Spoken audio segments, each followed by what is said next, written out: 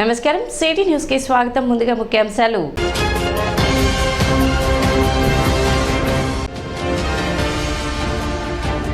Tenali division SC ST వ్యతిరేక పోరాట సమితి జేసీ ఆధ్వర్యంలో చేపట్టిన భారత్ బంద్ విజయవంతం.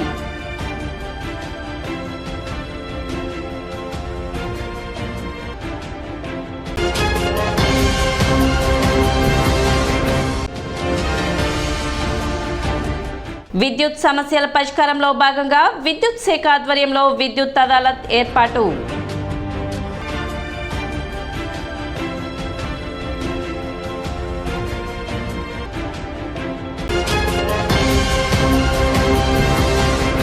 గుంటూరు జిల్లా తెనాలి డివిజన్ జేసీ ఎస్సీ ఎస్టీ వర్గీకరణ వ్యతిరేక పోరాట సమితి ఆధ్వర్యంలో తెల్లవారుజాము నుండే పట్టణంలో ఎక్కడికక్కడ బంద్ చేపట్టారు. భారత్ బంద్ కు పిలుపునిచ్చిన సందర్భంగా ఎస్సీ ఎస్టీ వర్గీకరణకు సుప్రీంకోర్టు తీర్పును నిరసిస్తూ పట్టణంలో బంద్ చేపట్టారు. ఆర్టీసీ బస్సులకు అడ్డుగా బైఠాయించి ప్రయాణికులను కిందకు దింపి జేఏసీ నాయకులు కార్యకర్తలు నిరసన వ్యక్తం చేశారు. నాయకులు మాట్లాడుతూ 70 సంవత్సరాలుగా ఈ దేశ మూలవాసులమైన తమను అణగదొక్కడమే కాకుండా దోపిడీదారులు తమను దోపిడీ చేస్తూ అణగదొక్కుతున్నారని ఆరోపించారు. మాలా మాదిగల మధ్య చిచ్చు పెట్టడమే ఎస్సీ వర్గీకరణ అని ఆగ్రహం వ్యక్తం చేశారు. మందా కృష్ణ మాదిగ మదిలో పుట్టింది కాదని, చంద్రబాబు నాయుడు మదిలో పుట్టినదే ఎస్సీ వర్గీకరణ అని తెలిపారు. చంద్రబాబు నాయుడు ఓట్ బ్యాంక్ కోసం మమ్మల్ని చీల్చి తమ మధ్యలో చిచ్చు పెడుతున్నారని ఆరోపించారు. రిజర్వేషన్లకు కొట్టుకునే విధంగా ఇద్దరి మధ్య విషబీజాన్ని నాటుతున్నారని ఆగ్రహం వ్యక్తం చేశారు. అణగారిన కులాల మధ్య వర్గీకరణ చిచ్చుపెట్టి రిజర్వేషన్లను దశలవారీగా తొలగించే కుట్ర చేస్తున్నారని ఆరోపించారు. రాజ్యాంగం ఏర్పడిన దగ్గర నుండి ఇప్పటి వరకు ఎస్సీ ఎస్టీ సామాజిక వర్గాలకు వర్గీకరణ చేయాలంటే ముందుగా కులగణన చేయాలని, జనాభా తమాషా ప్రకారం వర్గీకరణ జరగాలని జేఏసీ నాయకులు డిమాండ్ చేశారు. తమను కుట్రపూరితంగా అణగతొక్కుతున్నారు కాబట్టి ఈ రోజున బంద్ను శాంతియుతంగా చేస్తున్నామని, బంద్కు ప్రతి ఒక్కరూ సహకరించాలని తెలిపారు. బంద్లో జేఏసీ నాయకులు తదితరులు పాల్గొన్నారు.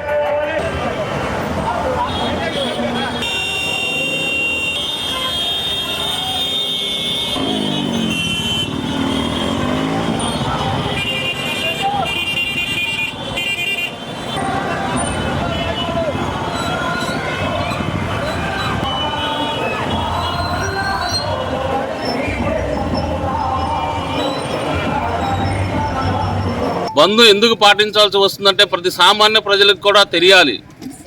70 సంవత్సరాల నుంచి ఈ దేశ మూలవాసులమైన మమ్మల్ని అణగదొక్కే ప్రయత్నం కాకుండా మమ్మల్ని దోపిడీదారులు వ్యవస్థ వచ్చేసి మమ్మల్ని దోపిడీ దోసుకుంటూ ఉంది. ఈరోజు మందాకృష్ణ గారి మదిలో పుట్టిన ఆలోచన కాదు, చంద్రబాబు నాయుడు గారు మదిలో పుట్టిన ఆలోచనే ఈ ఎస్సీ వర్గీకరణ. ఈరోజు క్రిమినల్కి అంగీకరిస్తున్నానంటున్నాడు. అసలు మరి కులాల మధ్య ఎలా మాదిగాని ఎందుకు విభజన చేసావు? 30 సంవత్సరాల నుంచి నువ్వు ఎందుకు ఉద్యమాలు చేసావు? ఉద్యమం ఫలితం ఏంటి? ఇవాళ ఈ ఆంధ్రప్రదేశ్ తెలుగు రాష్ట్రాల్లో క్రిస్టియన్ మాదిగా అని బీసీసీ కింద మమ్మల్ని రిజర్వేషన్లకు దూరం చేసావు. 90% మేము ఎస్సీలు క్రిస్టియన్స్గా ఉంటే మీ గుళ్ళోకి రానికపోతే, మీ బడుల్లోకి రానికపోతే ఆదరించి మేము వేరే తీసుకుంటే మీకు మత స్వేచ్ఛ లేదని చెప్పేసి రిజర్వేషన్స్ తీసివేశారు. దీని మీద మందాకృష్ణ ఉద్యమం ఎందుకు చేయలేదు? మరి ప్రొఫెసర్ వినోద్ కుమార్ లాంటి మాదిగ మేధావులు ఎంతమందో 25% ఉన్న ఈ దేశ ఎస్సీ జనాభాకి 15% ఇస్తున్నారు. ఒక క్రిమినల్ అనే విధానం, ఒక మున్సిపాలిటీలో పాకి పని చేసుకునే పిల్లలకు కూడా మీకు చదువుకునే హక్కు లేదంటున్నారు. మరి ఎవరైతే మీరు ధనికులు ఉన్నారో, ఎవరైతే అగ్రవర్ణాలు ఉన్నారో మీరు 5% ఉండి 10% రిజర్వేషన్స్ ఈడబ్ల్యూఎస్ కింద తీసుకుంటున్నారే. ఈరోజు మెడికల్ కాలేజీలో 550 సీట్లు వచ్చిన నా కూతురు సీటు రాలా, 330 వచ్చిన ఓసీ క్యాండిడేట్కి ఈడబ్ల్యూఎస్ కింద సీట్ వచ్చింది. అర్థం చేసుకోండి ఏం జరుగుతుందో. మమ్మల్ని అనగదొక్కే కుట్ర చేస్తూ ఉన్నారు కాబట్టే ఈరోజు దేశవ్యాప్తంగా బీఎస్పీ కానివ్వండి, బీమార్బీ కానివ్వండి, వీసీకే పార్టీ కానివ్వండి, మా 105 మంది చమర్ మాదిగ కులస్తులైన ఎంపీలు పిలుపునిచ్చారు. అర్థం చేసుకోండి. ఇవాళ మందాకృష్ణ గారు ఆయన మదిలో పుట్టింది కాదు. చంద్రబాబు నాయుడు గారు ఒక వర్గాన్ని ఓటు బ్యాంక్గా మార్చుకోవటం కోసం మమ్మల్ని విడదీసి పాలించి మాలలు ఎక్కువ ఉన్న చోట మాదిగల్ని, మాదిగలు ఎక్కువ ఉన్న చోట మాలలు కొట్టుకునే విధంగా ఒక విషబీజాలను నాటి రక్తాన్ని తాగుతున్నావే. నువ్వు మా జాతికి ఏం చేసావు? ఇవాళ 80% మేము దళిత క్రైస్తవులకు ఉన్నప్పుడు మరి మీరు ఎందుకు మా గురించి పోరాడలేదు? కాబట్టి దయచేసి అర్థం చేసుకుని ప్రజలారా, మమ్మల్ని కుట్రపూర్వకంగా అనగదొక్కే ప్రయత్నాలు జరుగుతున్నాయి. కాబట్టి ఇది జనానికి తెలియాలని మేము శాంతియుతంగా ఈరోజు తెల్లవారుజామున 4 గంటలకే ఇక్కడికి వచ్చి మేము బంద్ చేస్తున్నాం. చిరు వ్యాపారులు దేశ సంపద సృష్టించడంలో ప్రముఖ పాత్ర వహిస్తున్నారని Rotary district governor nominee Uday Sudhir Pilani అన్నారు. బుధవారం Rotary Club of Tenali Vaikunthapuram ఆధ్వర్యంలో మార్కెట్ యార్డ్ ప్రాంగణంలో తోపుడు బండ్ల పంపిణీ నిర్వహించారు. కార్యక్రమానికి రోటరీ తెనాలి అధ్యక్షులు ఈదర శ్రీనివాసరావు అధ్యక్షత వహించగా ఉదయ్ సుధీర్ పిలాని ముఖ్య అతిథిగా హాజరయ్యారు. ప్రభుత్వంపై ఆధారపడకుండా తమ సొంత కష్టంపై ఆధారపడేవారు పలువురికి ఆదర్శమని సుధీర్ పిలాని అన్నారు. ఈ తోపుడు బండి పొందడం ద్వారా నెలకు సుమారు 50,000 వరకు ఆదా ఉంటుందని, వాటిని బ్యాంకుల్లో దాచుకుని వృద్ధాప్యంలో పనికి వచ్చే విధంగా వినియోగించుకోవాలని కోరారు. అన్నే రత్న ప్రభాకర్ మాట్లాడుతూ తోపుడు బండి పొందిన లబ్ధిదారులు జాగ్రత్తగా వినియోగించుకోవాలని, వేరే వారికి అద్దెకు ఇవ్వరాదని సూచించారు. బుధవారం పంపిణీ చేసిన 22 తోపుడు బండ్లకు తెనాలి రోటరీ క్లబ్ తరపున doctor Babu R Vadlamudi VGK VVR foundation తరపున ₹1,00,000 విరాళం అందించగా, లేక్ డిస్ట్రిక్ట్ మొయినాబాద్ తరపున ఉదయ్ సుధీర్ పిలాని ₹150,000 విరాళంగా అందజేశారు. కార్యక్రమంలో Talluru Rajasekhara Reddy, deputy governor Sivaranjani, assistant governor Perumallu, Tenali rotary club సభ్యులు మురళీకృష్ణ, మురళి, వెంకటరత్నం, ఈదర వెంకట పూర్ణచంద్, చేతన్ రాజ్, రాంబాబు, ప్రసాద్, ఉపేంద్ర, వెంకటేశ్వరరావు తదితరులు పాల్గొన్నారు. Rotary is a service organization. The meaning is that people of means people who are doing well for themselves, people who are earning well for themselves, who are leaders in whatever work they are doing, they come together, put their own money and put their own time to do service for those that are less fortunate. So what you see here is a great example of Rotary. Here Rotarians have contributed from their own pocket. The public should be aware that Rotary is not a NGO, it is not a funded organization. There is no support. All the money that Rotary spends in doing service coming from Rotarians' own pockets. The Rotarians of Rotary Club of Tenali have come together and donated 22 push carts to these people, to these micro entrepreneurs as I call them, to improve their lives, and they have done it with their own effort. Rotary Club of Tenali వారు మరియు lake district Moinabad 2 క్లబ్బులు సంయుక్తంగా పేదవాడికి అండగా నిలబడటానికి, వారి యొక్క ఆర్థిక సౌలభ్యాన్ని పెంపొందించడానికి ఎకనామికల్ అండ్ కమ్యూనిటీ డెవలప్మెంట్ అనే ప్రాజెక్ట్ కింద ఇక్కడ పేదవారికి 22 పుష్ కార్ట్స్ని అందించడం జరిగింది.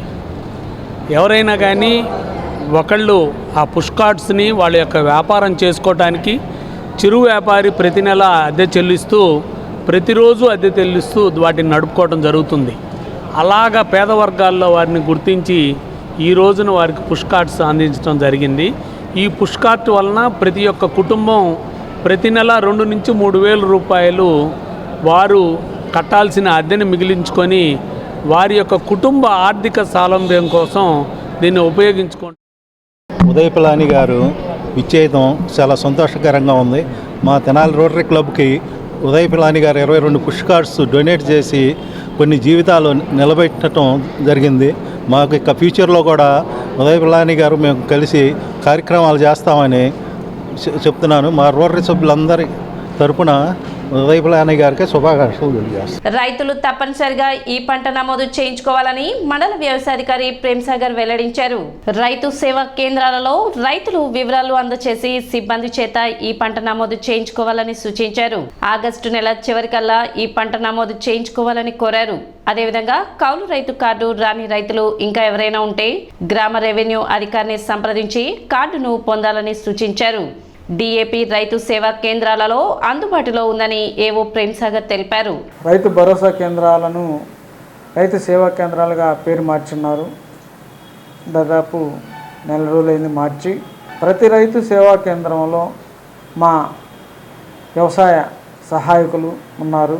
కాబట్టి మీరు ప్రస్తుతం ఈ పంట నమోదు జరుగుతుంది, ఈ నెలాఖరులోపు మీరు ఈ పంట నమోదు చేయించుకోవాలి.